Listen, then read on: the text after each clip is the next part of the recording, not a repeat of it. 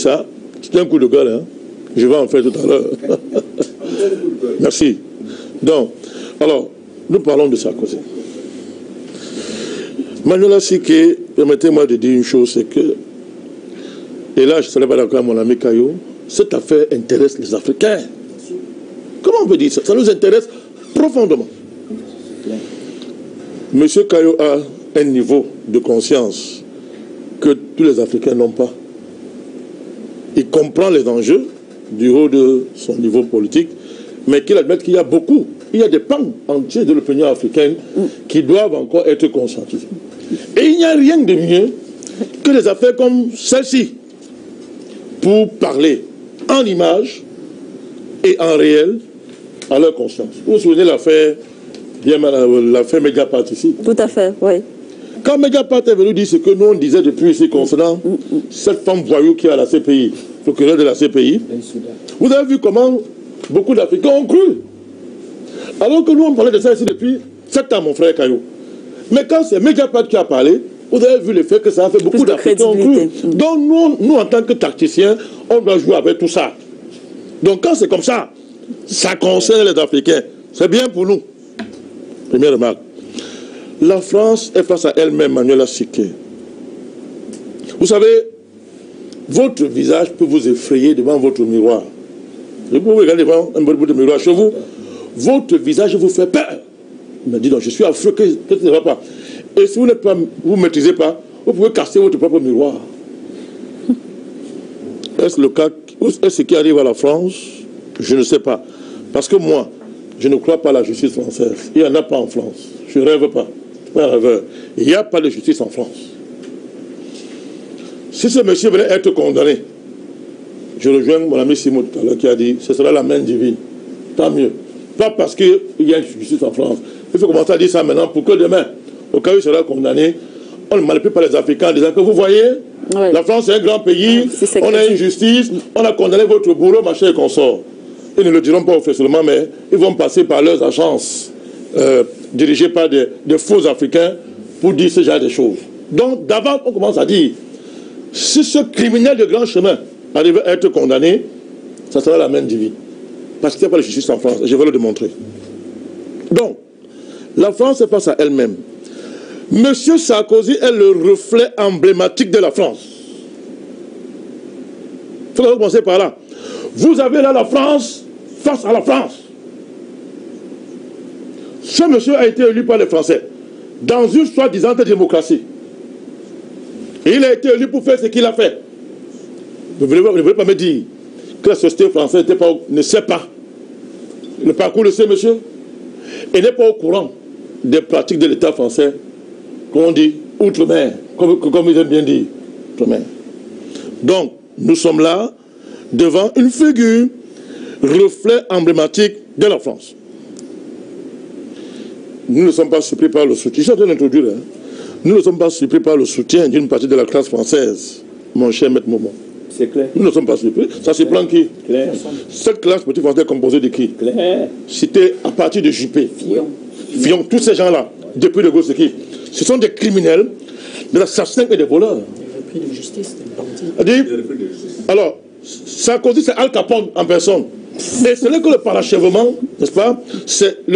Il est la figure culminante, n'est-ce pas, de ce qu'on pourrait appeler la race des hommes politiques français. Oui. Parce que la France s'est construite sur le principe d'aller détruire, voler, égorger ailleurs et ramener en France. Et tous les grands hommes politiques en France sont grands parce qu'ils peuvent tuer, égorger, voler, outre-mer, verser des marées de sang, d'océans de sang, liquider les vies, détruire les États. Quand ils rentrent en France, ils sont des héros. De Gaulle, c'est un héros en France. Du point de vue africain, De Gaulle, c'est qui? Pour moi, c'est un assassin, c'est un criminel. Dans un monde sérieux, on va aller encercler sa tombe avec la chaîne pour condamner même étant mort. Depuis De Gaulle jusqu'à ce monsieur que vous appelez monsieur Macron. C'est qui? Vous voyez la différence entre Sarkozy et Macron? On est en train de blanchir. En fait, ce qui se passe là, Macron veut se blanchir. C'est différent de Sarkozy. Ce sont les mêmes gens. Et les mêmes pays que lui. Ce sont les mêmes gens. Quels sont les arguments de ce monsieur? Vous l'avez suivi. Il dit ceci. L'honneur de la fonction, le juger, c'est juger la fonction présidentielle. Écoutez bien ce qu'il a dit. Voilà ses arguments. Il parle de l'honneur de la fonction présidentielle. Il dit que le juger, c'est remettre en cause la mission civilisatrice qui consistait à aller renverser une dictature sanguinaire. Il dit que le juger, c'est juger la coalition internationale dont il était le leader, sur la couverture du mandat de l'ONU. De l'ONU, oui. Le juger, ce serait comparer sa santé mentale à celle du sultan Kadhafi. Voilà les arguments qui sont au cœur de l'argumentaire de M. Sarkozy. Alors allons-y pas à pas. L'honneur de la fonction présidentielle. C'est très intéressant pour nous les Africains. Venant de cette chose, ce monsieur-là, cette chose, hein, la bête, ignoble, mais élu par les Français pour être président. On parle de démocratie. Je vous demanderai tout à l'heure, c'est grave. Parce qu'en plus, le Sahel allait faire une conférence avant d'être mis dans les examen à Abu Dhabi. Je vous dirai la teneur. Et vous allez comprendre pourquoi nous avons un problème quand il y a encore les Africains qui appellent les pays comme ça, comme la France, de démocratie. Il y a un problème. Alors monsieur Sarkozy nous parle de l'honneur de la fonction présidentielle. Quand il s'agit des Africains, qu'est-ce qu'on nous dit? Nos présidents ont de l'honneur. Ceux qui prennent la France pour référence, ils n'ont qu'à suivre aujourd'hui que, voilà un monsieur qui est en train de dire que le juger pour ce qu'il allait faire comme crime à l'étranger, c'est mettre en péril l'honneur de la fonction présidentielle. Vous allez venir me critiquer donc quand je vous dis que des présidents français, depuis De Gaulle jusqu'à M. Macron, sont des tueurs et des criminels. Puisque aller en Libye, assassiner un président, détruire le pays, voler l'or de la Banque centrale, a dit, tuer ses enfants relève de l'honneur de la fonction présidentielle. C'est ce qu'on est en train de vous dire. Deuxième chose, renverser le dictateur sanguinaire relève de la mission civilisatrice. C'est ce qu'il est en train de dire. Oui. Que vous voulez me... C'est-à-dire, on me condamne parce que je suis allé renverser un dictateur qui avait promis une marée de sang à Benghazi. C'est ce qu'il est en train de dire. Très bien. Ce qu'il ne dit pas, madame, c'est que celui qu'il appelle dictateur, le même monsieur qui apparemment est en bonne santé, Al Capone, a pris son téléphone une fois élu et a appelé le dictateur sanguinaire et lui a dit: tu mérites ton titre de guide suprême de la Jamaïa libyenne. L'enregistrement existe. Madame Manuela Seké. Claire. Il le dit, les Français écoutent. Les Français savent. Tous les médias français ont reproduit cet enregistrement. Il dit que ce monsieur, c'est un dictateur sanguinaire. Et lui qui est un démocrate élu par l'onction divine du suffrage universel, a pris son téléphone et lui a dit: tu mérites ton titre de guide suprême. Qu'est-ce qui s'est passé pour qu'entre-temps, il devienne un dictateur sanguinaire? Le dictateur sanguinaire a été reçu en France avec tous les honneurs, visite d'État. Et il a planté sa tente. C'est là au cœur de Paris. Ouais. Et à l'époque, une ministre là-bas, de l'homme, une africaine qui est devenue française, qu'on appelait qui, Ramayad, avait pratiquement été virée de son poste parce qu'elle avait dit: ce n'est pas inacceptable. C'est à cause, tu vas quand même trop loin. Oui. Que fait-on les droits de l'homme? La France n'est pas un paillasson. Voilà, Mayad. Sarkozy lui a dit: petite fillette, tu es une négresse, je t'ai mis là pour colorer mon gouvernement, je vais te virer. Elle a été virée. Elle a été virée. Il faut rappeler son gens. Oui. Alors, il dit qu'il a conduit une coalition internationale sous mandat de l'ONU. Oui. Il est en train de nous dire une fois de plus encore, pour les Africains qui ne veulent pas tirer les conséquences les plus radicales, que si vous me condamnez, vous condamnez l'ONU. J'avais le mandat des Nations Unies. De Nations Unies, oui. C'était une coalition internationale.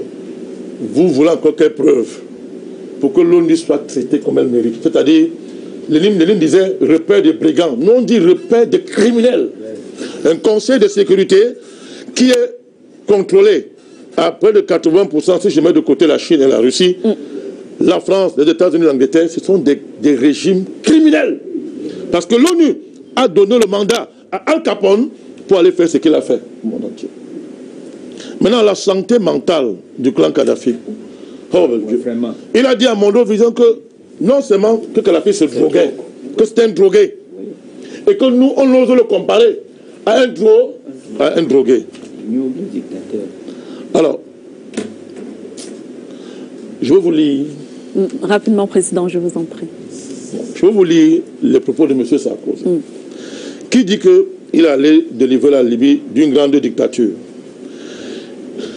Il était à une conférence à Abu Dhabi, aux Émirats Arabes Unis. Vous voyez ce qu'il a dit, quelques jours avant d'être mis sous les mains. Oui. Écoutez très bien. Parlant du président chinois, il dit ceci. Le président Xi considère que 2 mandats de 5 ans, je dis aux Africains, écoutez-moi bien, 2 mandats de 5 ans, 10 ans, c'est pas assez. Sarkozy dit, le président chinois a raison. Le mandat du président américain, en vérité, ce n'est pas 4 ans, c'est 2 ans.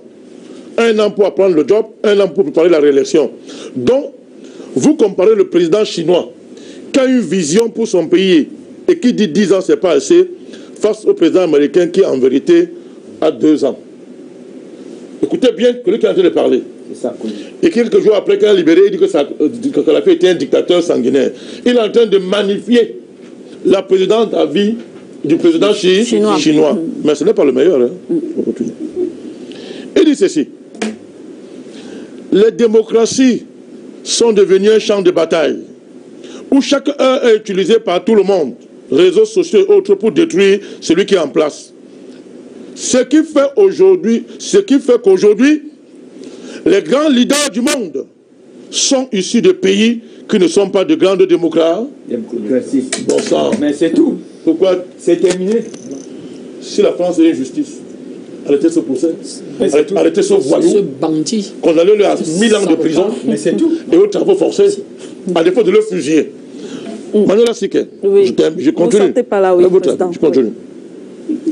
Alors, si Kadhafi est un drogué, toi qui invites un drogué, tu lui vends les armes, sachant ce qu'il va en faire puisqu'il est drogué. Toi qui le déroule tapis rouge en France, qui est drogué que qui entre vous deux?